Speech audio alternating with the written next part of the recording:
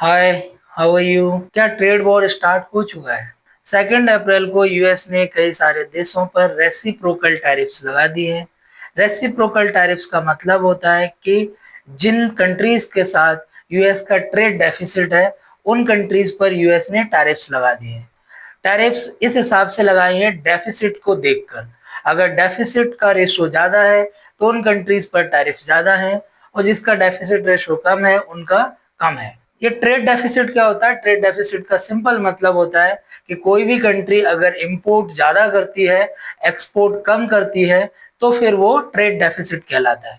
Trade deficit में सिर्फ हम गुड्स के बारे में बात करते हैं, सर्विसेज को इंक्लूड नहीं किया जाता है। तो यूएस ने रेसिप्रोकल टैरिफ्स पूरी दुनिया के ऊपर लगा दी हैं। कई कंट्रीज पे लगा दिए हैं, जिसमें इंडिया पर भी 27% की टैरिफ है, चाइना पे 34% है, बांग्लादेश पे 36 है, आई थिंक 37% है। इसी तरह से वियतनाम पर भी 46% है, कंबोडिया पे 49% है। There are so many countries. EU पर 20% का टैरिफ है। तो यूएस ने ये टैरिफ्स क्यों लगाई हैं, क्या उसका पर्पज है, वो क्या अचीव करना चाहता है, इससे दुनिया का क्या नुकसान होगा, उस पर क्या इम्पैक्ट होगा, खासकर इंडिया इस प्रॉब्लम से कैसे निकलेगी, और इंडिया को इस टैरिफ वॉर में क्या नुकसान होगा। तो ये सारे क्वेश्चंस हैं। इन क्वेश्चंस को आज हम डील करने वाले हैं एनालिसिस के साथ, एविडेंसेस के साथ, प्रूफ्स के साथ। तो मैं इस वीडियो को आगे बढ़ाऊं उससे पहले मैं जनरली रिक्वेस्ट करता हूं, तो आज फिर से रिक्वेस्ट कर रहा हूं, आपको अगर वीडियो अच्छा लगता है तो आप लाइक करें, अगर नहीं अच्छा लगता है तो अनलाइक करें। अगर कोई पॉइंट बहुत अच्छा लगता है तो कमेंट करें, और नहीं अच्छा लगता है तब भी कमेंट करें। और इस चैनल को सब्सक्राइब करें। सब्सक्राइब क्यों करना चाहिए, इसके मैनी रीजंस हैं जो मैंने पहले भी बताए हैं, एक बार उनको फिर से रिपीट करता हूँ। यहाँ पर मैं सिर्फ न्यूज रीडिंग नहीं करता हूँ, मैं हर इशू को डीपली टैकल करता हूँ, एनालिसिस करता हूँ, जिसमें काफी एक्यूरेसी होती है। यहाँ पर जो भी इंफॉर्मेशन प्रोवाइड की जाती है वो ऑथेंटिक होती है, उसमें फेक न्यूज नहीं होती है। उसके बाद जो इस चैनल का नाम है वो उसका काम है, we always walk the talk. हम कथनी और करनी में अंतर नहीं करते हैं। तो बेसिक क्वेश्चन पर आते हैं कि यूएस ने दुनिया पर टैरिफ क्यों लगाई, यूएस क्या इससे अचीव करना चाहता है। तो यूएस ने टैरिफ इसलिए लगाई क्योंकि यूएस का मानना यह है कि दुनिया के सारे देश यूएस के प्रोडक्ट्स पर बहुत टैरिफ लगाते हैं। मतलब ये हुआ कि जब यूएस का कोई प्रोडक्ट इंडिया में आता है तो उस पर 30 से 40% टैरिफ लग जाती है। यूएस की अगर माने तो 52% टैरिफ लग जाती है। अगर कोई चीज 100 रुपए की होती है तो वो 152 रुपए की हो जाती है। तो इस वजह से यूएस का सामान महंगा हो जाता है, कंट्रियां खरीदती नहीं है, और यूएस का नुकसान होता है।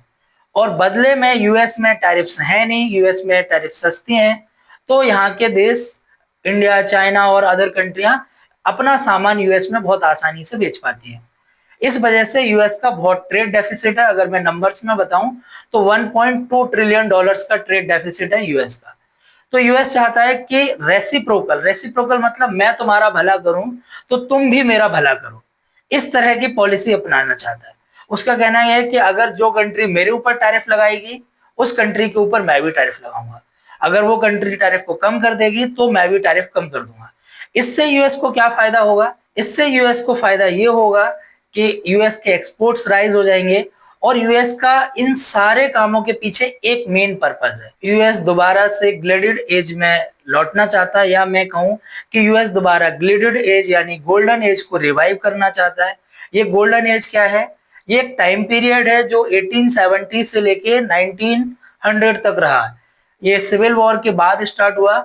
इस पीरियड के अंदर यूएस बहुत बड़ी मैन्युफैक्चरिंग हब के रूप में इमर्ज हुई, और बहुत ही इम्पावर्ड इंडस्ट्रियलाइज नेशन के रूप में उभर हुआ। अभी बीते सालों में हुआ ये है कि यूएस एक डेवलप्ड कंट्री है, और यहाँ पर टैरिफ्स की वजह से, यूएस का ऐसा कहना है, इसकी वजह से यूएस में सारे मैन्युफैक्चरिंग बेस खत्म हो गए।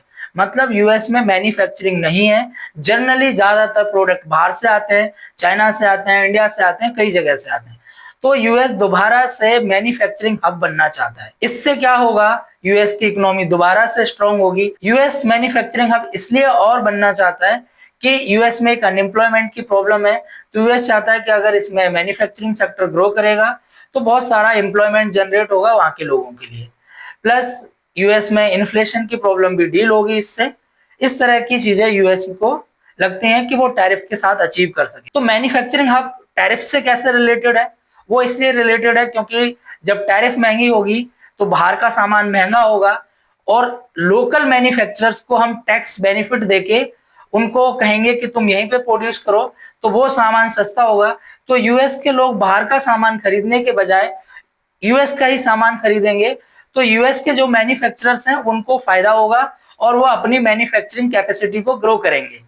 दूसरा क्या होगा कि बाहर के सस्ते सामानों से जो यूएस के मैन्युफैक्चरर सामान बना रहे हैं, क्योंकि इनिशियली कोई भी मैन्युफैक्चरिंग होती है वो बहुत ही इफिशिएंट नहीं होती है, बहुत ही कॉम्पिटिटिव नहीं होती है, तो इस वजह से उसको कुछ ना कुछ प्रोटेक्शन की नीड होती है।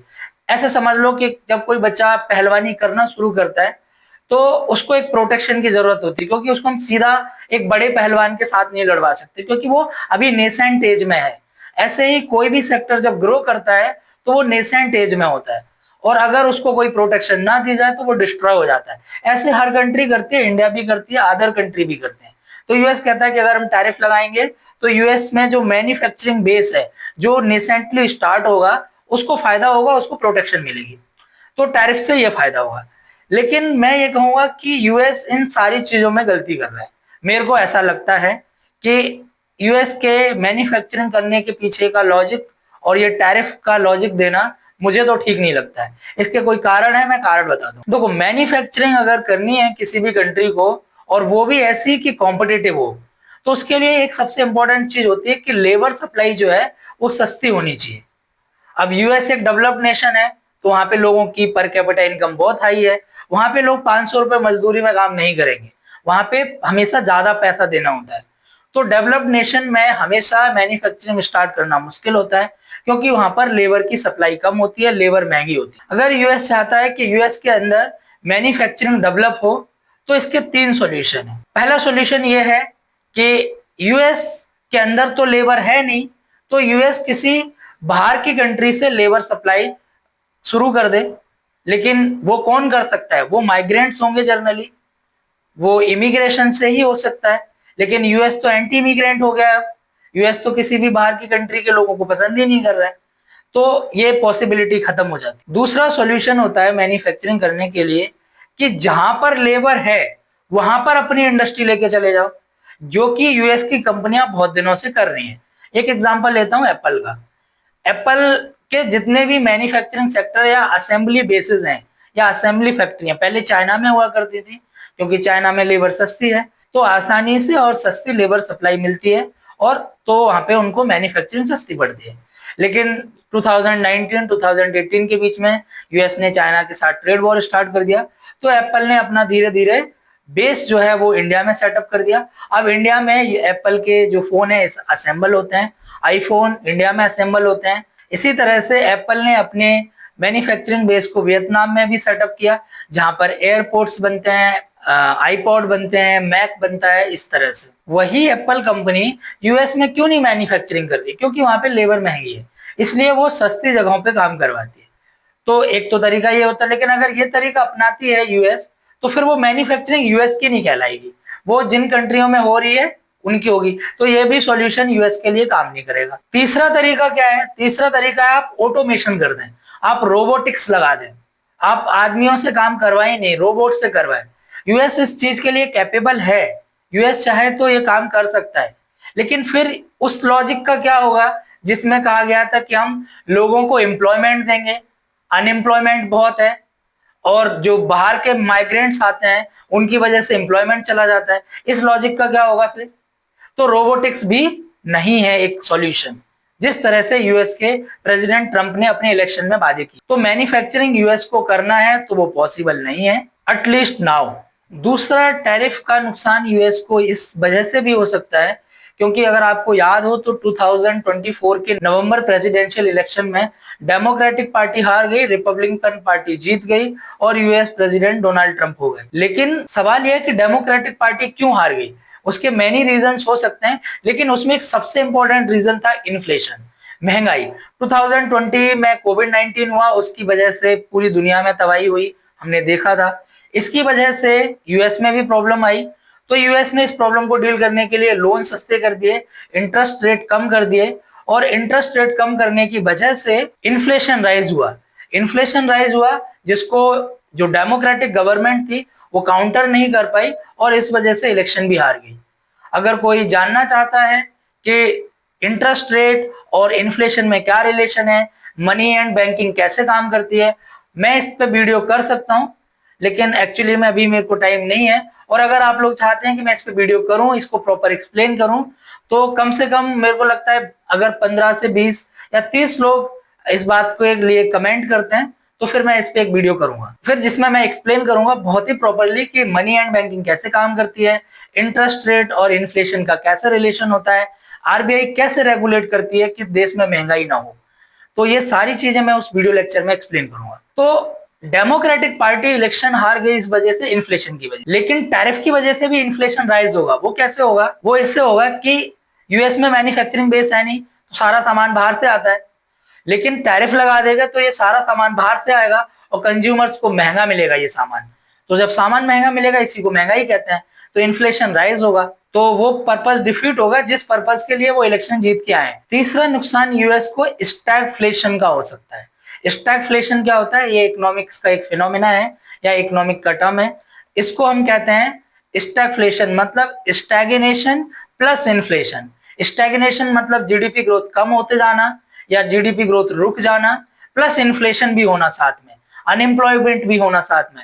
इस फिनोमेना को कहा जाता है इकोनॉमिक्स में स्टैगफ्लेशन। तो यूएस स्टैगफ्लेशन से भी सफर कर सकता है इस टैरिफ की वजह से। वो कैसे? एक एग्जांपल लेता हूं, उससे समझने की कोशिश करो। जीडीपी ग्रोथ क्या होती है? हम सब जानते हैं कि इकोनॉमिक कैपेसिटी ग्रो करना, मैन्युफैक्चरिंग बढ़ना, नई फैक्ट्रीज ओपन होना, इस तरह से। तो कोई भी मैन्युफैक्चरिंग बेस होता है तो उसके लिए रॉ मटेरियल चाहिए होता है। जैसे मैं कहूं कि इंडिया से बहुत सारी स्टील और एल्यूमिनियम यूएस इंपोर्ट होती है, जिससे कार बनती है और भी उनकी मैन्युफैक्चरिंग होती है। अगर इंडिया पे 26% का टैरिफ है तो ये एल्यूमिनियम वहां महंगी होने जाने वाली है, ये स्टील वहां महंगी होके जाने वाली है। तो यूएस के जो मैन्युफैक्चरर जो कार्स बना रहे हैं या अदर चीजें बना रहे हैं, उनको ये चीज महंगी मिलेगी, तो ग्रोथ कम होगी। दूसरा एग्जांपल मैं कहूं तो चाइना सबसे ज्यादा फार्मास्यूटिकल इंग्रेडिएंट्स को बेचता है, जिनको हम एपीआई कहते हैं, जैसे एक्टिव फार्मास्यूटिकल इंग्रेडिएंट्स। कोई भी दवाई बनती है तो जो उनका मेन कंपोनेंट होता है वो एपीआई कहलाता है। उन एपीआई की वजह से दवाइयां बनती है। इंडिया भी एपीआई चाइना से ही इंपोर्ट करता है और यूएस भी बहुत सारी एपीआई चाइना से इंपोर्ट करता है। आपको पता होगा कि यूएस एक फार्मा सेक्टर में बहुत अच्छा है। यूएस की कंपनियां फार्मा सेक्टर में बहुत बेहतर करती हैं, ज्यादातर अच्छी दवाइयां यूएस से आती। तो अगर चाइना से जो एपीआई जाने वाली हैं, उन एपीआई पर अगर रोक लग जाए या वो एपीआई महंगी हो जाएंगी, तो वहां की फार्मा सेक्टर सफर करने वाला है कि नहीं? डेफिनेटली सफर करेगा यूएस का फार्मा सेक्टर। तो इस टैरिफ की वजह से जो रॉ मटेरियल है वो महंगा होगा, तो वहां पे कई सेक्टर्स हिट होंगे। मैं एक एग्जांपल के लिए बताऊं, फेंटानिल। फेंटानिल एक एपीआई है या एक दवाई है जो यूएस इंपोर्ट होती है चाइना से। इसको यूएस ने फिलहाल इस पे टैरिफ लगा दिया और इसको बहुत हाई टैरिफ लगाए, तो इसकी वजह से फार्मा सेक्टर को नुकसान होने वाला है। ऐसे कई सेक्टर्स हैं जिनको नुकसान होगा इस टैरिफ की वजह से। तो ग्रोथ कम होगी, तो मतलब स्टैग्नेशन हो गया।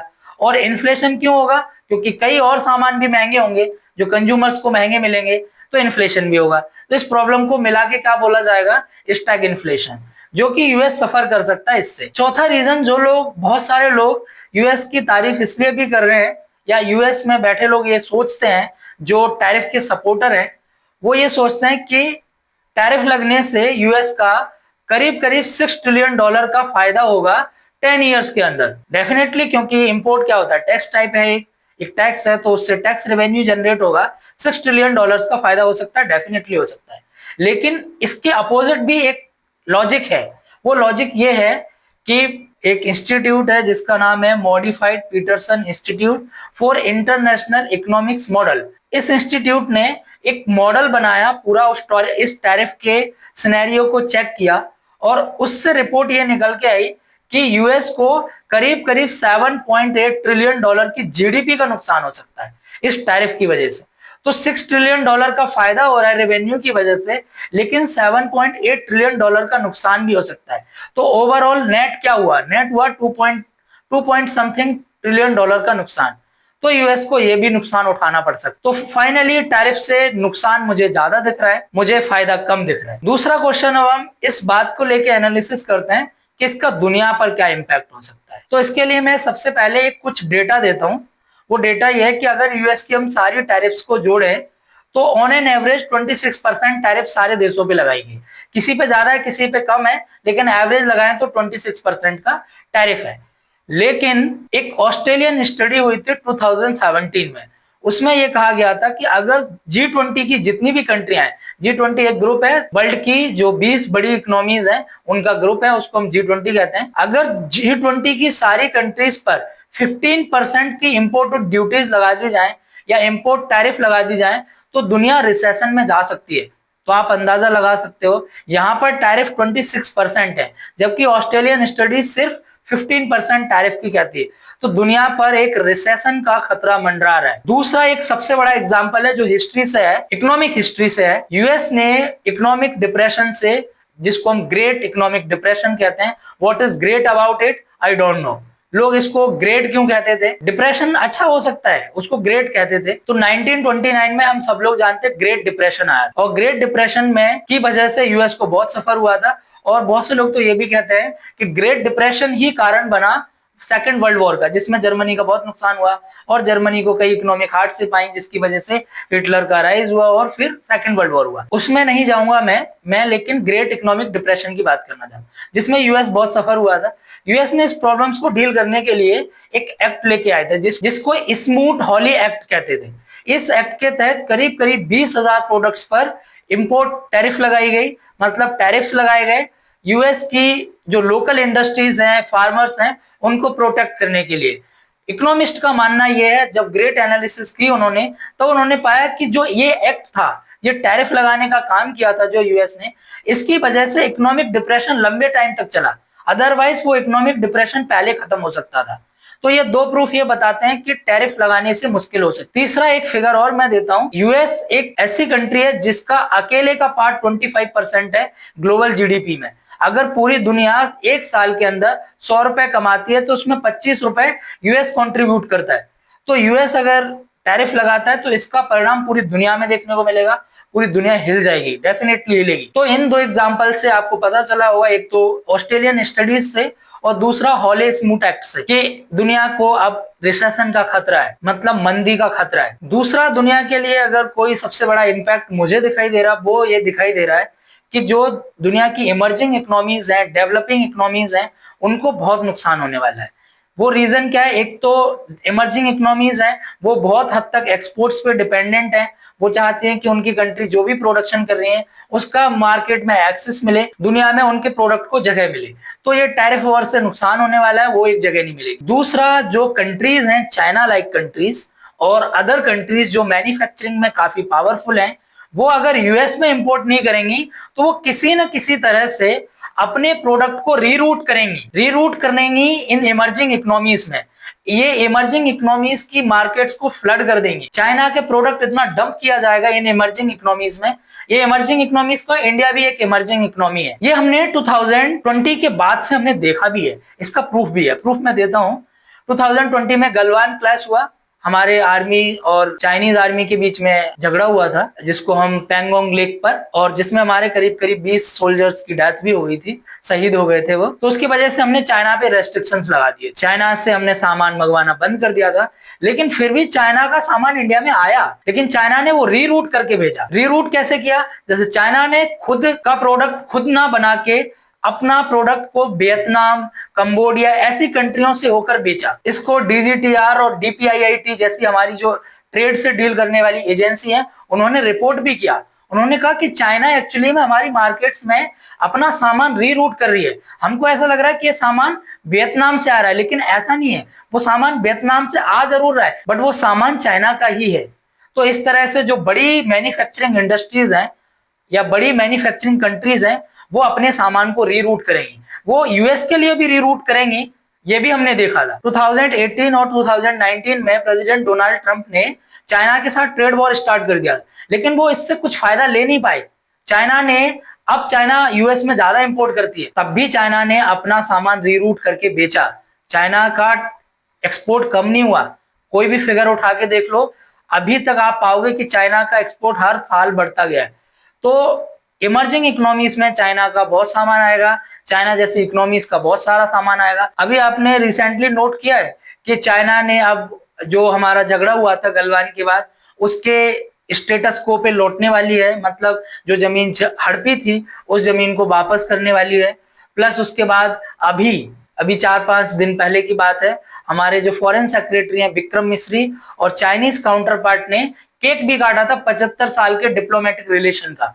उसके बाद चाइनीज प्रेसिडेंट ने इंडियन प्रेसिडेंट को बधाई भी दी थी और उन्होंने इस तरह से भी कहा था कि अगर एलिफेंट और ड्रैगन एक दूसरे के साथ काम करेंगे तो कितना बेहतर होगा। एलिफेंट मतलब इंडिया, ड्रैगन मतलब China. It is not happening out of the blue, इसके पीछे कुछ रीजन है, ऐसे नहीं अचानक होने लगा है, क्योंकि चाइना ने गैस कर लिया था कि यूएस से उसकी बहुत दिक्कत होने वाली है, यूएस उस पर बहुत सारी टैरिफ लगाने वाला है, इसलिए चाइना नई मार्केट ढूंढ रहा है, जिसकी वजह से वो इंडिया के साथ रिलेशंस को नॉर्मल कर रहा है ताकि इंडिया की मार्केट ओपन हो जाए और फिर के वो आराम से जो उसका नुकसान यूएस से ट्रेड से होने वाला है उसको वो कंपनसेट कर सके इंडिया के साथ। अगला सबसे बड़ा इंपैक्ट मैं दुनिया पर क्या देखने वाला हूं वो ये है कि दुनिया के जितने भी देश हैं सबकी जीडीपी कम होगी या सबकी ग्रोथ डिक्लाइन होगी, जो पीपल कंजप्शन है वो कम होगा, लोगों में गरीबी बढ़ेगी।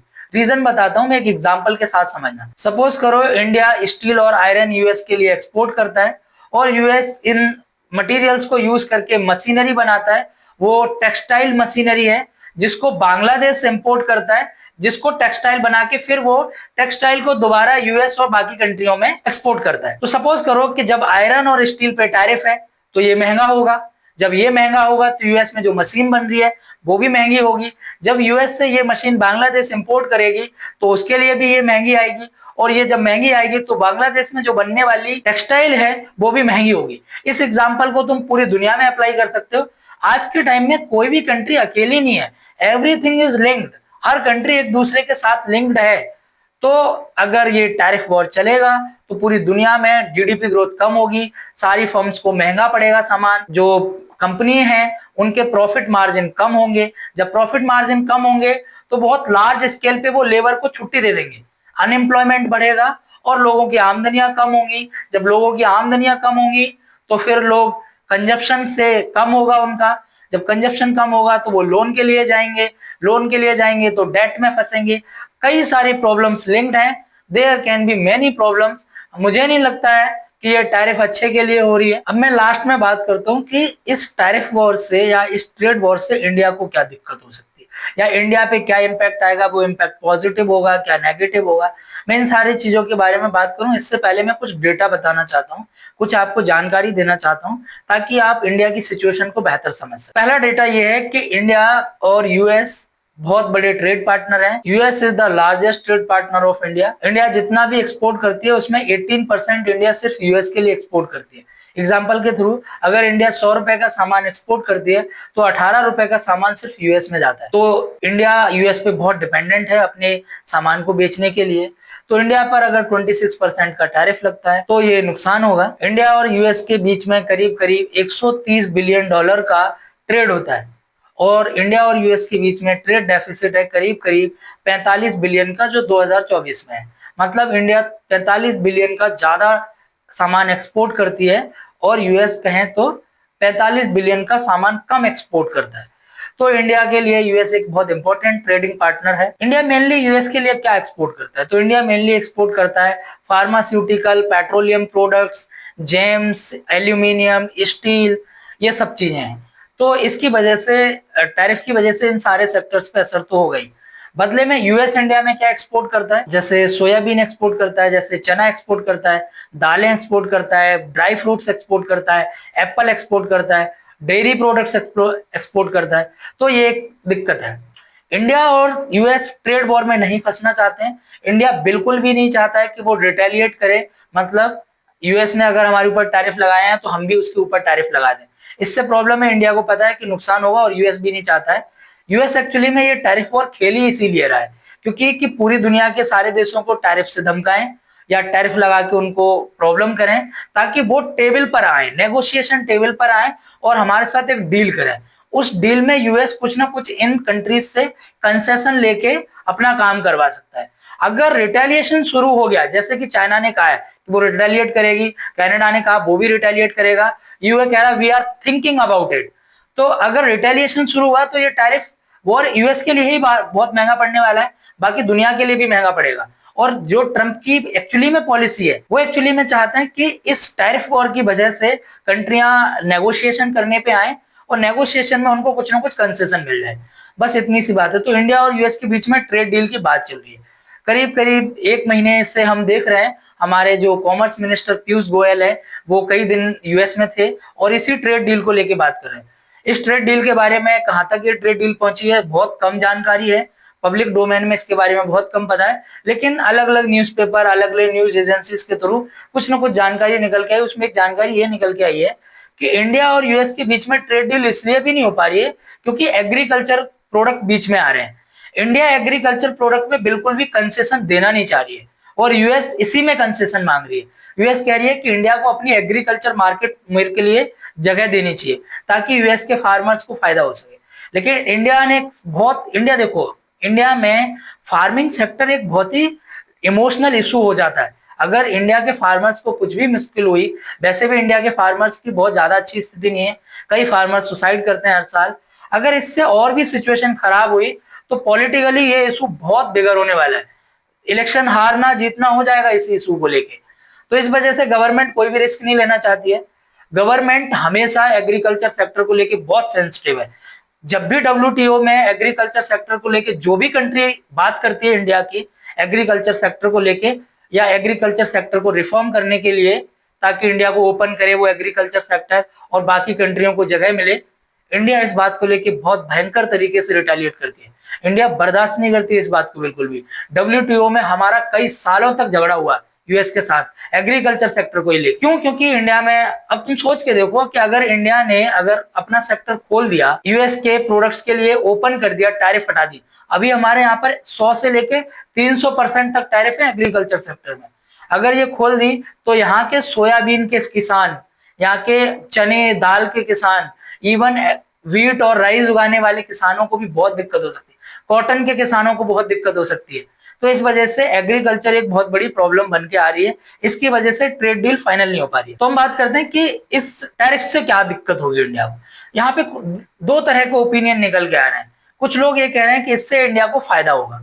पहले ये करते हैं चेक कि इंडिया को फायदा कैसे होगा, क्या वाकई में होगा भी कि नहीं। तो जो लोग ये कह रहे हैं उनका लॉजिक ये है कि इंडिया का टैरिफ कितना है 26%, चाइना पे कितना है 34%, अगर ओवरऑल देखें तो करीब 52%, वियतनाम पे 46%, कंबोडिया पे 49%, ऐसे सारी कंट्रियों पर टैरिफ लगा हुआ है। तो इनके प्रोडक्ट वहां महंगे हो जाएंगे, लेकिन इंडिया पे अगर 26% टैरिफ है तो इंडिया का प्रोडक्ट कम से कम इनसे तो सस्ता रहेगा। तो इसकी वजह से यूएस में इंडियन प्रोडक्ट्स के लिए डिमांड हो जाएगी। तो मुझे ये लगता है कि ये बहुत ही प्लेन एक्सप्लेनेशन है, इसमें जो कॉम्प्लेक्सिटी है उनको लोग ठीक से नहीं समझ रहे हैं।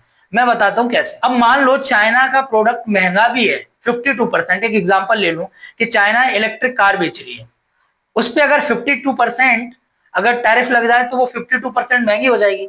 तो इंडिया को तभी फायदा हो सकता है ना कि अगर इंडिया भी इलेक्ट्रिक कार बनाती हो। अगर इंडिया इलेक्ट्रिक कार बनाती नहीं है तो क्या टैरिफ से ध्यान देना। तो इंडिया को टैरिफ से तभी फायदा हो सकता है कि जिन देशों पर इंडिया से ज्यादा टैरिफ है वो भी वही प्रोडक्ट बनाते हों जो इंडिया बनाती है, तो इंडिया के प्रोडक्ट्स को फायदा हो सकता है, अदरवाइज कोई फायदा नहीं। दूसरा नुकसान क्या हो सकता है, नुकसान मैं बताता हूं। अभी जैसे टैरिफ वॉर स्टार्ट हुई तो बैंक ऑफ बड़ौदा ने एक स्टडी कंडक्ट की और उस स्टडी में बैंक ऑफ बड़ौदा ने कहा इंडिया की इस टैरिफ वॉर की वजह से करीब करीब 0.4% जीडीपी ग्रोथ स्लो डाउन हो सकती है। 2019 में ट्रेड वॉर स्टार्ट हुआ चाइना और यूएस के बीच में। ये दोनों ही बहुत बड़ी इकोनॉमी है, करीब करीब 30-40% वर्ल्ड जीडीपी पे कमांड करती हैं। तो इनकी वजह से वर्ल्ड की जीडीपी पे नुकसान हुआ, इसकी वजह से इंडिया की जीडीपी पे बहुत नुकसान हुआ। 2018 में इंडिया की जीडीपी ग्रोथ रेट 6.4% कुछ थी, लेकिन 2019 में ये घट के 3.5% रहेगी। आप अंदाजा लगा सकते हैं कि इंडिया की GDP growth world GDP growth से कितनी लिंक्ड है, और इस ट्रेड वॉर से वर्ल्ड जीडीपी ग्रोथ तो गिरने ही वाली है। इस बात को लेकर तो किसी को डाउट होना ही नहीं चाहिए। तो इंडिया की जीडीपी ग्रोथ पे भी नुकसान होगा। एक रिग्रेशन मॉडल में, अगर आपने स्टैटिक्स में अगर पढ़ा हो, कोरिलेशन एंड रिग्रेशन, एक मेथड होता है जिसमें हम पता करते हैं कि क्या इस फिनोमिना से कोई अंतर है। वो परसेंटेज में आता है, अगर 100% है तो इसका मतलब है पूरी तरह से कोरिलेटेड है, अगर नहीं है तो फिर वो कम होता है। इसी तरह से अभी कई स्टडीज में ये कंडक्ट किया गया, क्या इंडिया की जीडीपी वर्ल्ड जीडीपी को लेके सेंसिटिव है? तो रिग्रेशन मॉडल से पता ये चला, अगर वर्ल्ड जीडीपी ग्रोथ रेट 1% से कम होती है तो इंडिया की जीडीपी ग्रोथ रेट 1.7% से कम होती है। तो इंडिया की जीडीपी वर्ल्ड की जीडीपी को लेकर बहुत सेंसिटिव है। तो दुनिया में ये ट्रेड वॉर की वजह से नुकसान होगा तो इंडिया की जीडीपी को भी नुकसान होगा। प्लस ट्रेड अनसर्टेनिटी है, तो इसकी वजह से प्राइवेट कैपिटल एक्सपेंडिचर भी कम होगा, जो कि पहले से इंडिया में बहुत कम है, जिसकी वजह से इंडिया का जीडीपी ग्रोथ रेट काफी कम हो रही है। इस बात को मैंने इससे काफी दिन पहले एक वीडियो रिकॉर्ड किया था, उसमें एक्सप्लेन किया था कि किस तरह से प्राइवेट कैपिटल एक्सपेंडिचर की वजह से इंडिया में इकोनॉमिक स्लो डाउन हो रहा है। अगर इसी तरह से इकोनॉमिक अनसर्टेनिटी चलती रही, दुनिया में इसी तरह का माहौल बना रहा, तो प्राइवेट कैपिटल एक्सपेंडिचर और भी कम हो जाएगा। फिर हमने देखा कि इंडिया का रुपीस जो है वो डॉलर के अगेंस्ट कितनी तेजी से कम हुआ। अगर इसी तरह की अनसर्टेनिटी चलती रही तो कोई भी इन्वेस्टर किसी भी इकोनॉमी में इन्वेस्ट नहीं करेगा, क्योंकि पता नहीं है किस इकोनॉमी में क्या हो जाए। मान लो कोई यूएस का इन्वेस्टर आता है, इंडिया में इन्वेस्ट कर देता है, ट्रम्प और टैरिफ लगा देते हैं, इंडिया की जीडीपी और कम हो जाएगी, तो उस इन्वेस्टर का तो नुकसान हो गया ना। तो इस तरह से कोई भी इन्वेस्टर दुनिया में कहीं भी इन्वेस्ट नहीं करेगा। कौन सफर करने वाला है? सबसे ज्यादा डेवलपिंग नेशन, क्योंकि उन्हीं को सबसे ज्यादा इन्वेस्टमेंट की जरूरत होती है, उन्हीं को फॉरेन डायरेक्ट इन्वेस्टमेंट की जरूरत होती है। तो इस वजह से इंडिया को भी बहुत ज्यादा फॉरेन डायरेक्ट इन्वेस्टमेंट पे डिपेंडेंट है इंडिया, तो यहाँ पर भी फॉरेन डायरेक्ट इन्वेस्टमेंट कम होगा। एक तो यहाँ पे इकोनॉमिक कैपेसिटी तो कम होगी, प्लस इंडियन रुपीस और डेप्रिसिएट कर जाएगा, तो ये एक इशू रहेगा। तो इस टैरिफ वॉर से पर्टिकुलरली मेरे को तो इंडिया का नुकसान दिखाई दे रहा है, इससे फायदा कम होने वाला है। हाँ, हालांकि इन चीजों को मैनेज किया जा सकता है। अगर इंडिया और यूएस एक बेहतर ट्रेड डील साइन करते हैं तो इस नुकसान को कम किया जा सकता है, लेकिन नुकसान नहीं होगा इस बात को मैं तो नहीं मानता, और मुझे लगता है जो भी लोग इकोनॉमिक्स की अच्छी समझ रखते हैं वो भी नहीं मानेंगे। Thank you very much, bye bye, take care. फिर मिलेंगे अगले वीडियो के साथ, और वीडियो अच्छा लगे तो लाइक कमेंट जरूर करें।